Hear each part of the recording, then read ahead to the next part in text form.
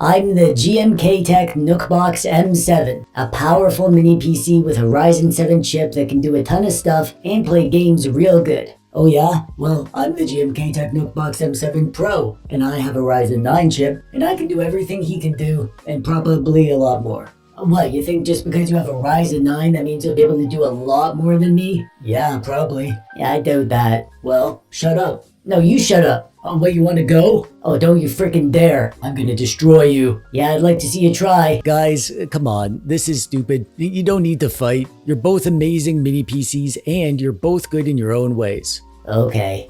Yeah, okay. Sorry about that, buddy. Friends? Friends. 9 is bigger than 7, though. Your mom likes my 7. What?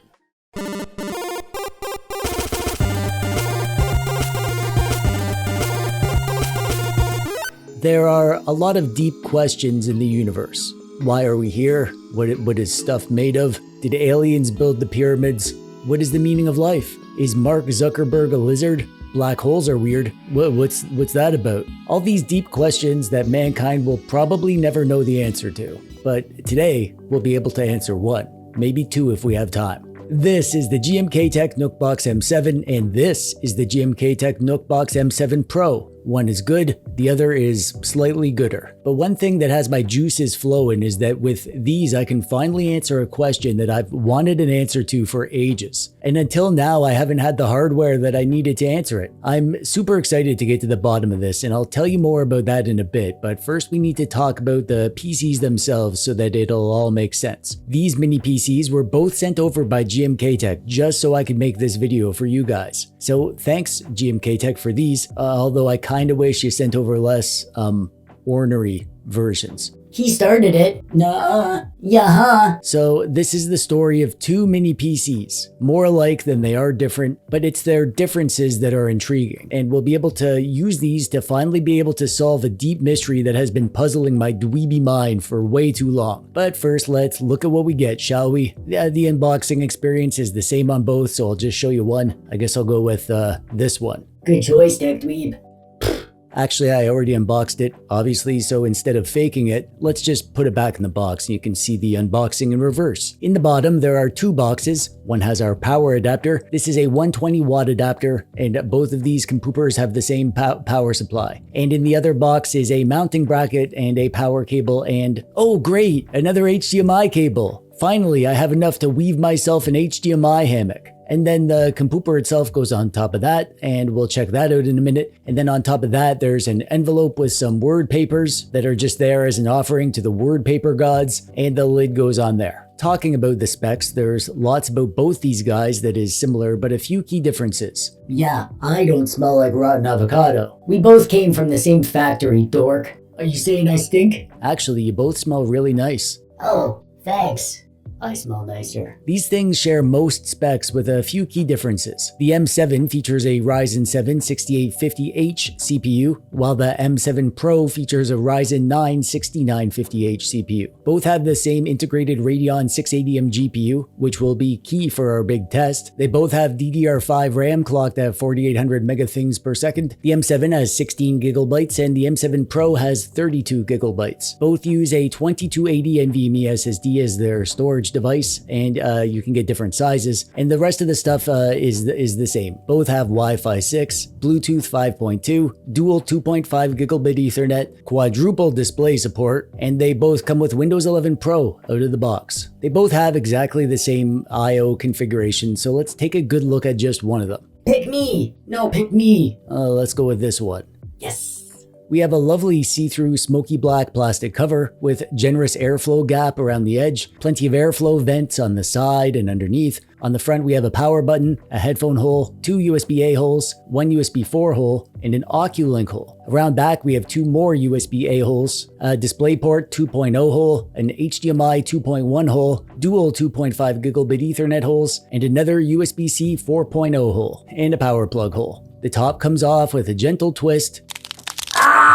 Inside, we can see a nice sized fan under there. As you can see, we have dual NVMe slots, and both of these are rated for PCIe 4.0. And we have our dual channel SODIMM RAM modules over there. I really like the amount of airflow that we have here. The VRM is on the top side of the motherboard, and that fan does do a good job of pushing the air out. And I'm happy to say that both of these PCs are actually super quiet. Yes, you can hear the fan when things get cooking, but it's way quieter than most of the mini PCs, even when it's at its loudest. Did you hear that? I'm the quietest. He meant both of us, jerk face. Shut up, jerk face.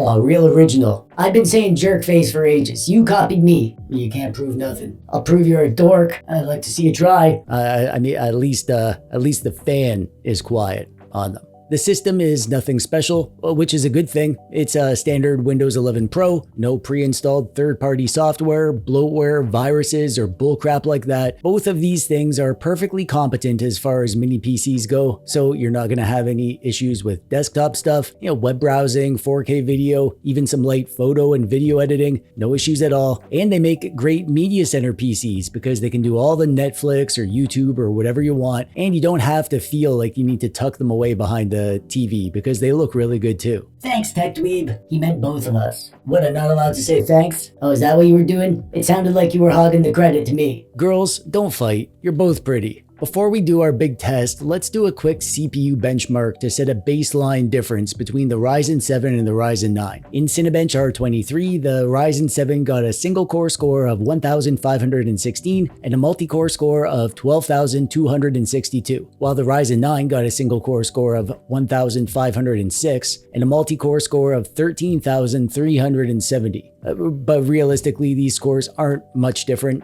not as different as I thought they'd be actually. But this is just a synthetic test, and we need to try some gaming, obviously. And now we come to it, my burning question. The thing that I've wanted to know for ages. Since these mini PCs have the same stuff, with the only difference being the CPU, I've always wondered if a Ryzen 7 mini PC would have much of a difference compared to a Ryzen 9 in pure gaming scenarios. Games are much more GPU intensive than CPU, so my harebrained theory was always that a top-end mini PC wouldn't be much better than a high-end mini PC, as long as the GPU is the same. But I never knew for sure. Until now, I haven't been able to properly answer this question. I've never had two identical mini PCs where the only difference was the CPU. So this is freaking perfect. And we can take it one step further. We can answer another question that I want to know, which is a sort of similar question, but it's also not sort of similar because it's sort of different. What if we run a game using an external GPU, completely taking the integrated GPU out of the equation so that only the CPU is different? Is it worth getting a Ryzen 9 mini PC then, or should you save money and get a Ryzen 7?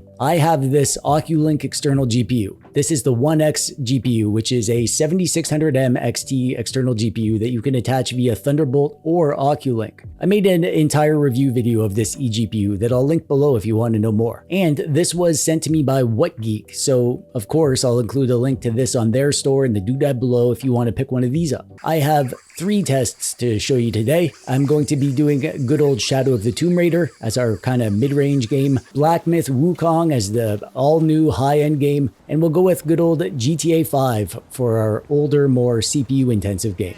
Which one should we do first? Black Myth GTA 5. I think I'll go with Shadow of the Tomb Raider.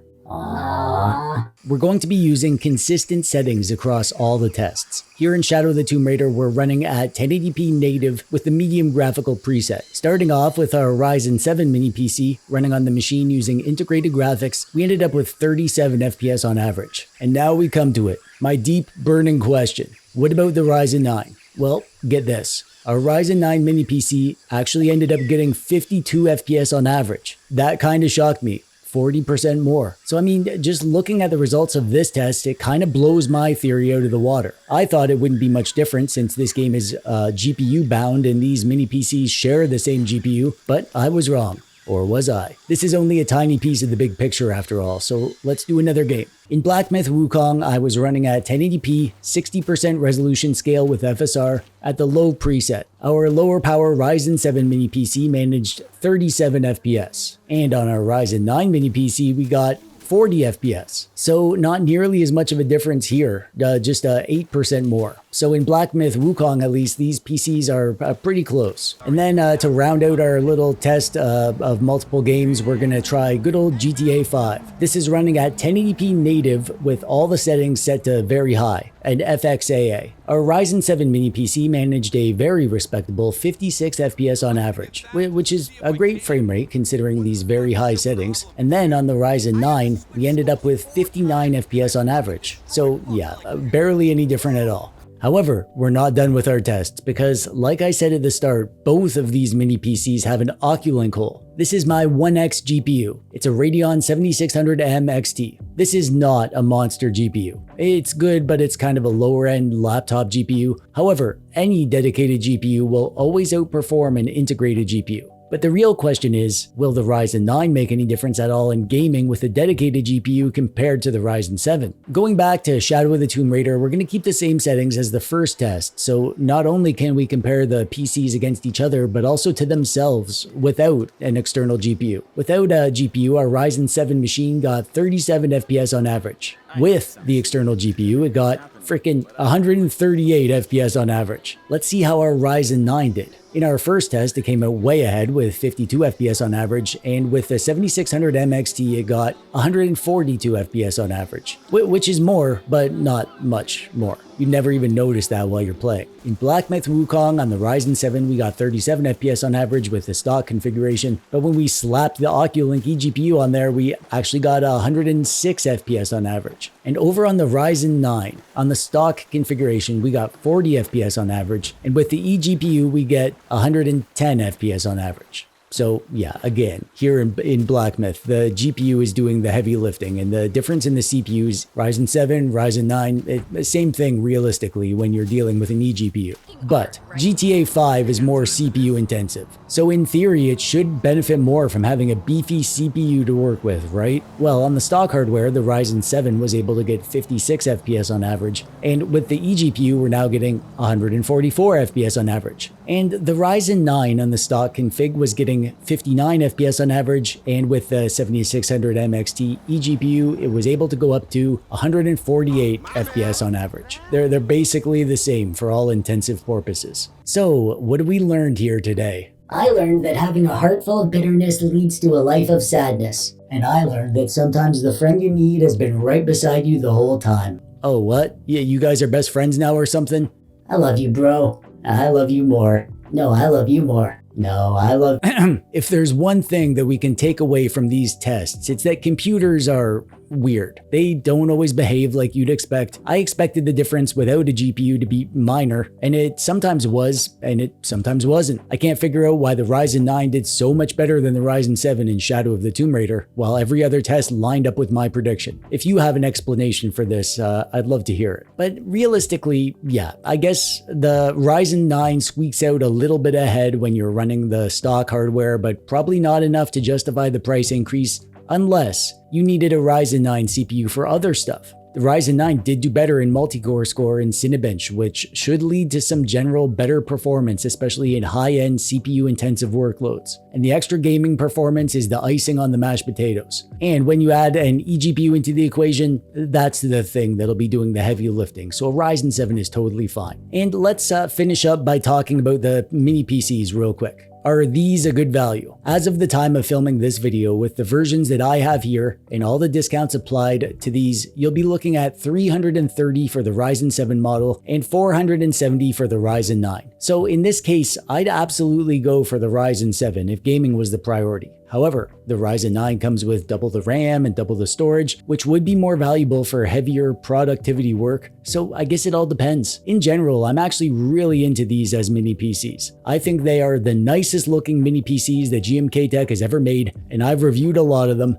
and these are also among the quietest mini PCs that I've ever tested. They look great on the desk, they run beautifully, they can handle games at modest settings on their own, and they have an Oculink hole for graphics expansion in the future. Lots of mini PCs out there though, it's hard to say which is the best bang for the buck, especially because the prices are always changing. Every freaking day. Oh, now this one's cheaper. Oh, now this one's the best deal. Oh, don't get that one anymore. Get this one instead all of a sudden. Either way, if you want either of these, you can grab them using the link in the doodad below. And if you want a 1X GPU, you can get this from WhatGeek. That's who sent this to me, and there is a link for this below as well. I'd like to take a moment real quick before we wrap up to show you a new toy that I've been playing with. This is the OBSBOT Meet 2. It's a tiny little camera. It looks like a GoPro, but it's not. It's a webcam. I don't do lots of actual webcam stuff because I don't have a face, but I film lots of stuff for my videos, and having a second camera to help with stuff like B-roll is super helpful. This thing is lightweight and compact. It comes in a variety of colors,